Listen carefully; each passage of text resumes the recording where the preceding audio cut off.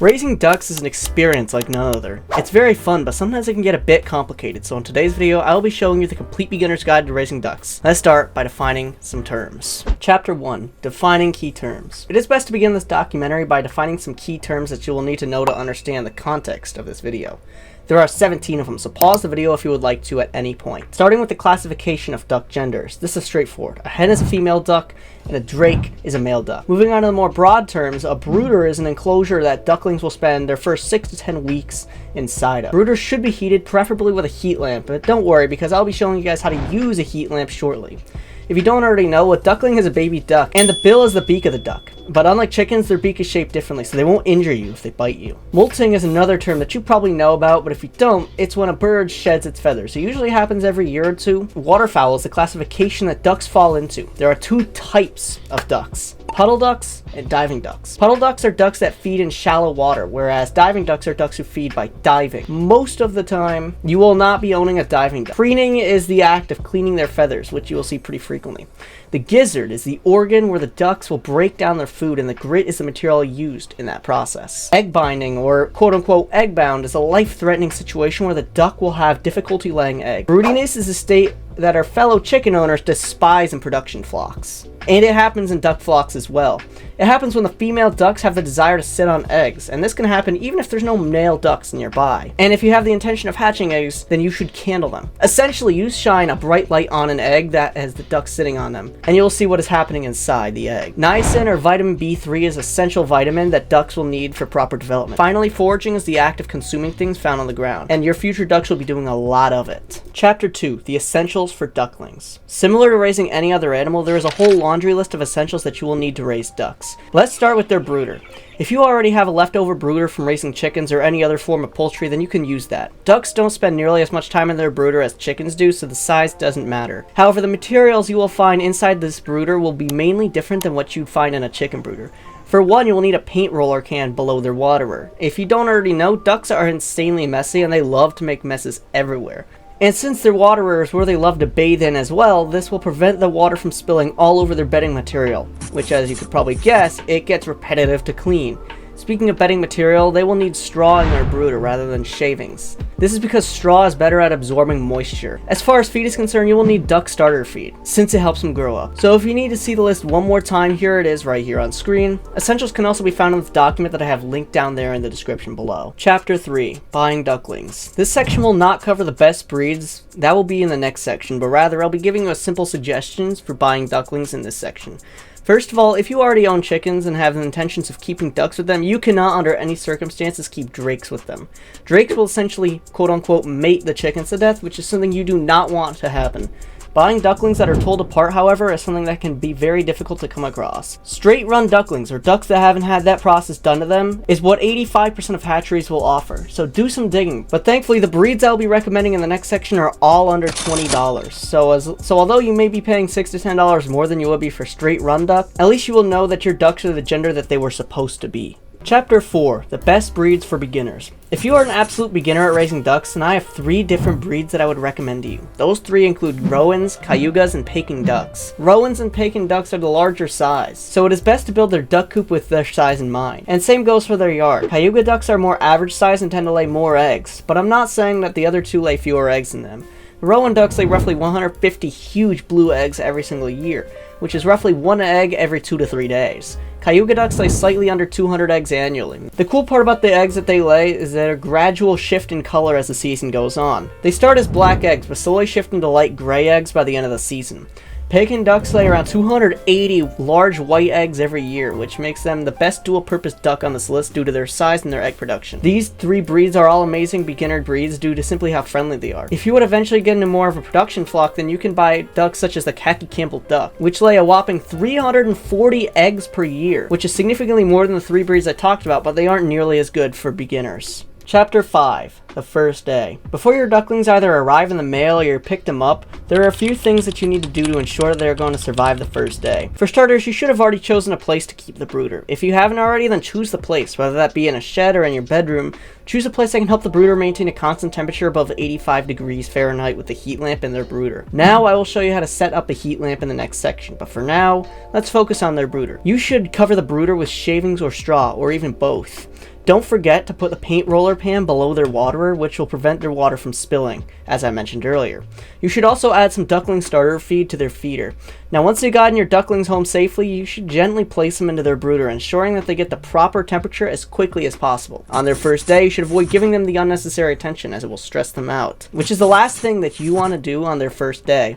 If your ducklings got shipped out to you, then I would be wary of ducklings dropping dead in the first day or two. It happens frequently, and many people are caught off guard by this, but it happens to any poultry that has been shipped out. Some are just not meant to survive the trip, and it's alright. That was the reason why we only had 3 ducklings when we ordered 4, because 1 died before it even made it to our post office. But as long as about a week has passed, then you should be safe from happenings like that. But don't let your guard down, as any duckling can drop dead at any given time for absolutely no reason whatsoever. Chapter 6. Heat Lamp.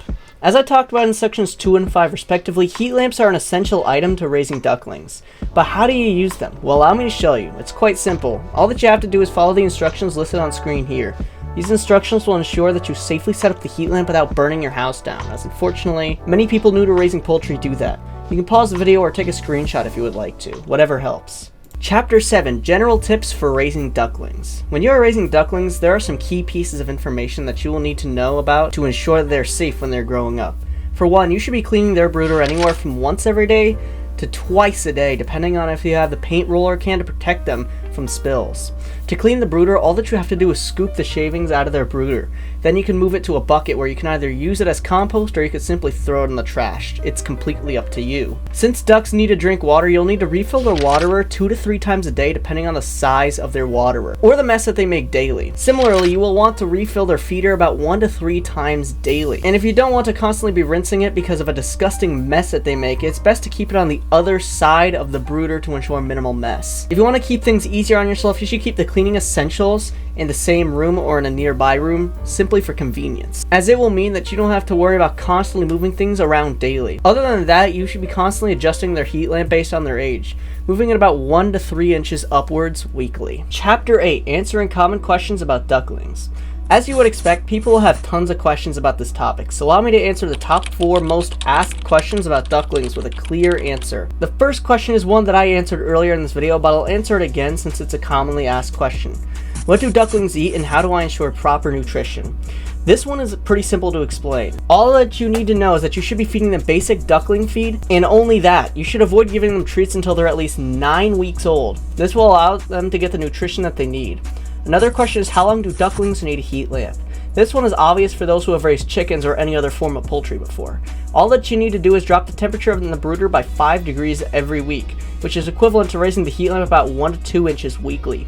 The base temperature is 90 degrees Fahrenheit, and as long as the temperature in the house or the building is equivalent to the temperature they should be at that week, then they don't need a heat lamp, but you should keep it on standby if necessary. Another question is, can ducklings and chicks be raised together in the same brooder?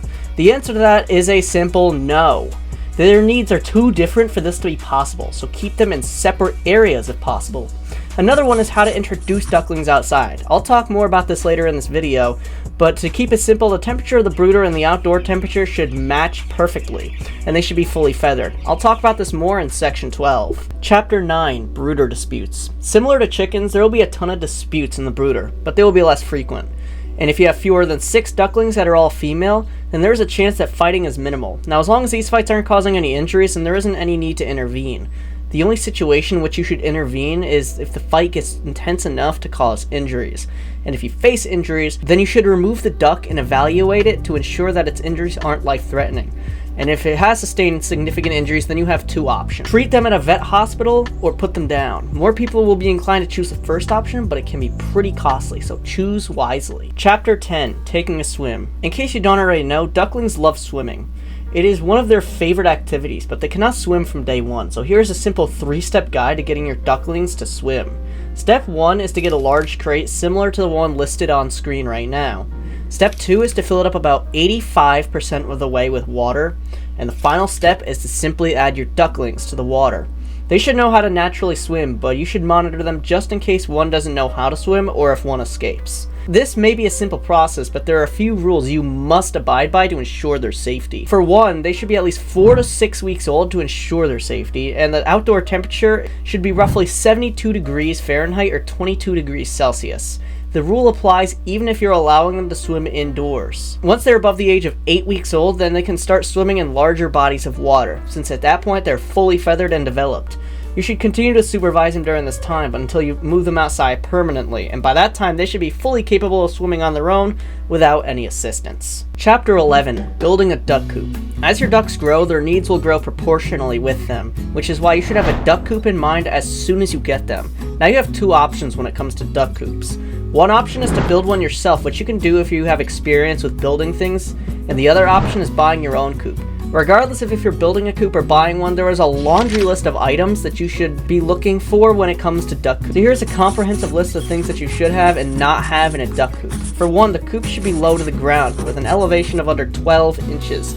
If it's higher than 12 inches, then they should have a ramp to access the coop, since unlike chickens, ducks cannot jump that high. And if they don't have access to their coop, then it might be over for them at night. Another thing that your coop should contain is proper ventilation. One that many people tend not include since it doesn't have any visible impact on the quality of the coop, but smell-wise, it has a large impact. So include proper ventilation in the coop, as this will make it more bearable to enter. Now the interior of the coop doesn't need to be anything special.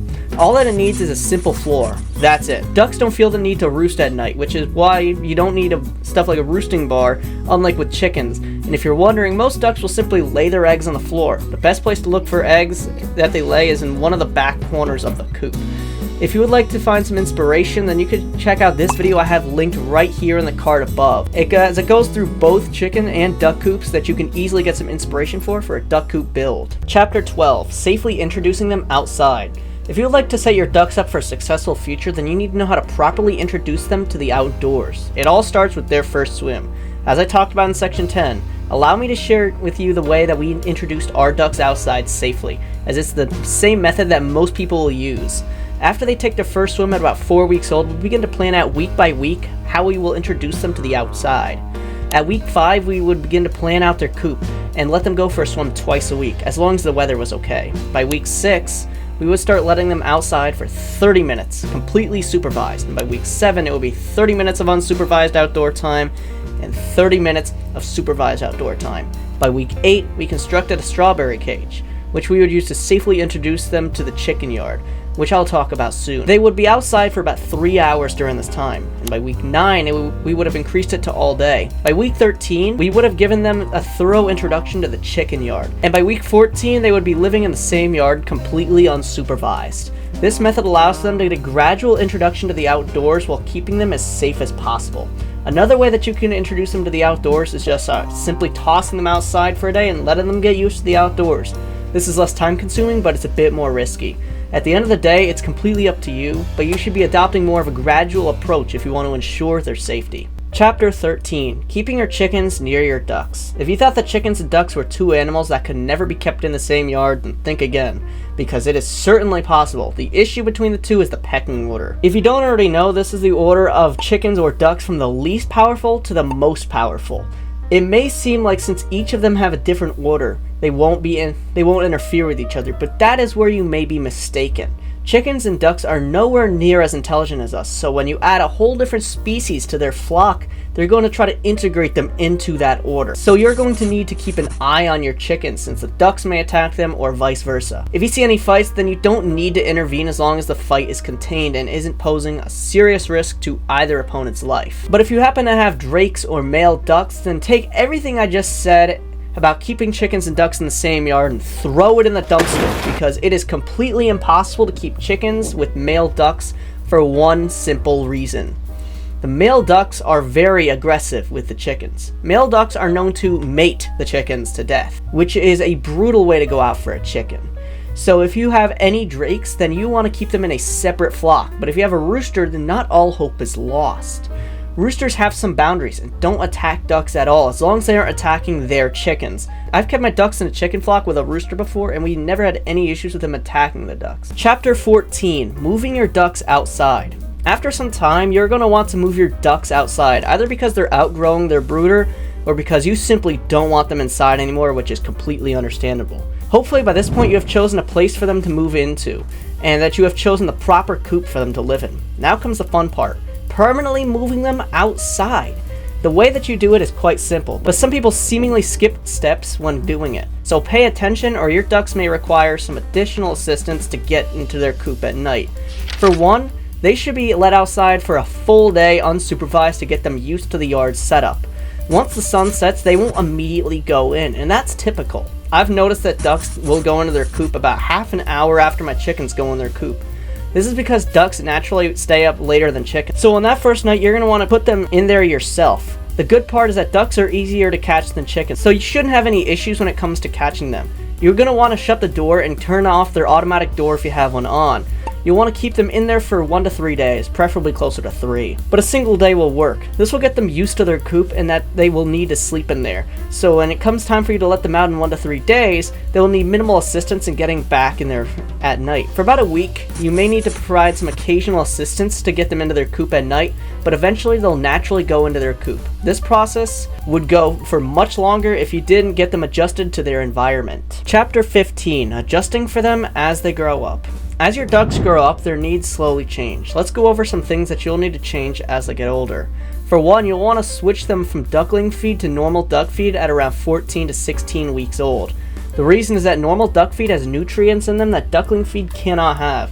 In case you were wondering, chickens can't eat duck feed and vice versa, so you don't need to stop either of them from eating the other's feed. Another thing that you need to do is adjust the size of their waterer and feeder.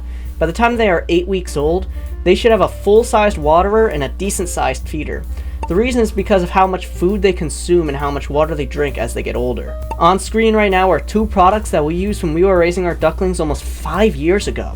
All these can be found at your local Tractor Supply for a decently affordable price. Chapter 16, Cleaning up their coop. Every few days you should go into their coop and do a simple cleaning, and here's how you do it. The first thing that you'll need is a simple bucket. This can be the same one that you use to clean their brooder. Before we clean the coop, it is best to check for eggs first, even if you don't think they are laying, because you may accidentally break one. And because 1 dozen duck eggs costs almost $10 now, you don't want to be breaking them, so check first. But once you've either determined that there are no eggs in there or removed them, now you can begin cleaning. Start by removing the shavings off the floor and placing them into the buckets that you used earlier. After you've removed all the shavings from the coop, you can now haul them out of the area. As I said earlier, you have many options when it comes to disposing of the shavings. If you forgot, the 2 are just tossing them and using them as compost. As someone who has a decent sized garden in my backyard, I find that throwing them into a compost pile will work the best and will be the most efficient. But once you remove them from the area, you can now place new shavings into the coop. In total, this process should take no more than 12 to 15 minutes. And the best way to make it go by faster is by listening to an album, which is something that I do when I clean my chicken coops. In case you were wondering, you should do this about 1 to 3 times per week depending on where you keep their feed and water, which I will talk about shortly. And 2 times per year, you should go in there and do a deep cleaning of the coop. I like doing it in March or April, and once again in September or October. To deep clean their coop, I simply remove everything from the coop, rinse it with water, and let it dry before putting any new bedding material down in it. I explain the subject better here in this video I have linked in the card above. Chapter 17, Egg Laying. After some time, your ducks will begin to lay eggs. For me, it took them until April of 2021 to lay eggs, and we got them back in August 2020. But this happens at different times for some people. It all depends on when you get them. For us, we got them in the late summer, so we had to wait until the early spring for them to lay eggs, especially considering we had snow as late as April that year. If you get them in the early spring months, then you'll have to wait until the end of summer for them to lay eggs. When they begin to lay eggs, they won't know where to lay them, so you may be finding them in random places. Ducks begin laying eggs at around 18 to 20 weeks old. So as soon as that time hits, you should check the yard for any eggs. You should look pretty much everywhere because that is where you're going to find them. Only a few of them will lay the eggs in their coop, so while you may find a few in the coop, many of them will be found in the most random locations. They'll begin laying eggs in the coop after about 3 to 6 weeks depending on how stubborn the duck is. And of course, we need to talk about how often they will lay eggs. The answer is simple, it depends on the breed. The 3 duck breeds I suggested earlier in this video are wildly different when it comes to their laying schedule. For the most part, ducks will lay consistently every 1 to 3 days depending on the breed. For the first year, they will not have a consistent schedule, so one duck may lay 3 eggs in 1 week, 4 the next week, then none the week after. It may take them about a year to get a consistent laying schedule. Chapter 18, Helpful Advice. There are many ways to make raising ducks a whole lot less painful and a whole lot more convenient, so let's go over them. For one, you should not put their feed and waterer in the coop. This one sounds like it's a terrible idea, but it can easily be executed. All that you need to do is attach an automatic door to the coop. Keeping their feed and water outside of the coop can reduce how much of a mess they make by a significant percentage. You will notice how much cleaner the coop is if you decide to do this. You will go from cleaning the coop 2 to 3 times weekly to once every 6 to 10 days or so. Another big piece of advice is to add an automatic door to their coop. As mentioned earlier, it has a boatload of benefits. One of the bigger ones is that you don't have to go out there early in the morning and open up the door for them. In the warmer months of the year, ducks will go outside as early as 4:45 a.m. And if you're the type to sleep in, then they may be spending several hours in the coop while they could be outside foraging and eating bugs. The door automatically opens as soon as it detects sunlight on it, but do be careful, as they are notorious for thinking that the light from your flashlight is sunlight. As long as you quickly back away from it, then it should shut it on its own. Another big piece of advice is to keep a kiddie pool in their yard. And don't worry about your chickens if you keep that in the same yard as them, because chickens aren't that stupid. At least mine aren't. You can find a cheap one at your local Walmart for as little as $18.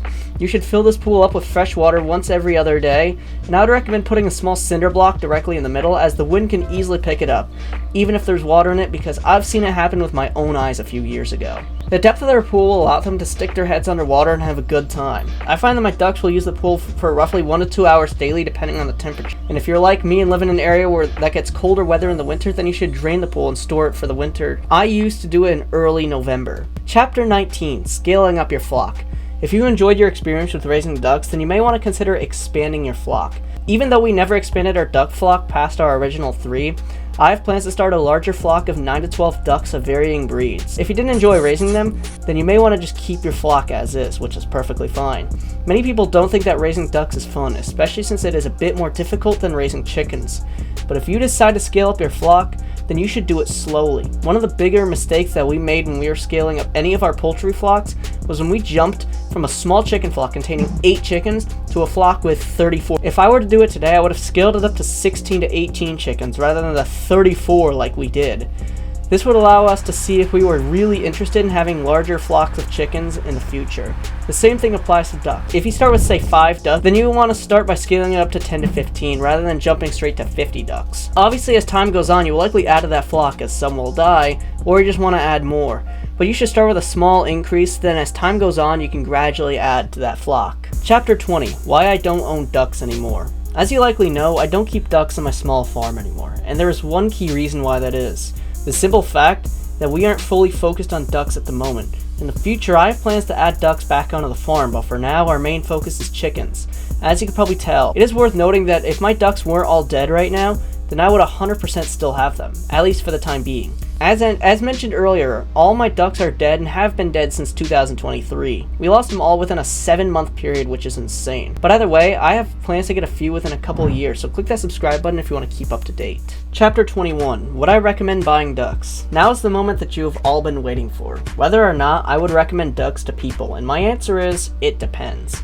I would recommend raising chickens first, as it gets you used to the methodology used in raising poultry.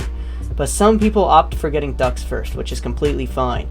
If you're down for a fun and wild experience, then ducks are the perfect option for you. But if you want to have a cleaner farm animal, then chickens are much better for that because they don't play in their water. Chapter 22, Recap. We've reached the point where we revisit each of the 21 sections in this video and recap essential information from each section. In the first section, I discussed key terms, the most important ones being on the screen right now. In section 2, I discussed essentials for ducklings, which included things like a brooder, feeder, and heat lamp. In section 3, I discussed the best places to buy ducklings, and why most ordinary hatcheries likely don't have what you're looking for. In section 4, I talked about the best breeds, which were the Cayuga, Rowan, and Peking ducks. In section 5, I talked about what you should and shouldn't do with your ducklings on their first day in the brooder. And section 6 was a simple guide to using the heat lamp, which once again is on the screen right now. Section 7 was just some simple tips that you should know if you're raising ducklings. Section 8 was an answer to some simple questions about ducklings, and Section 9 was about why you shouldn't intervene with 90% of the disputes that happen when they're young.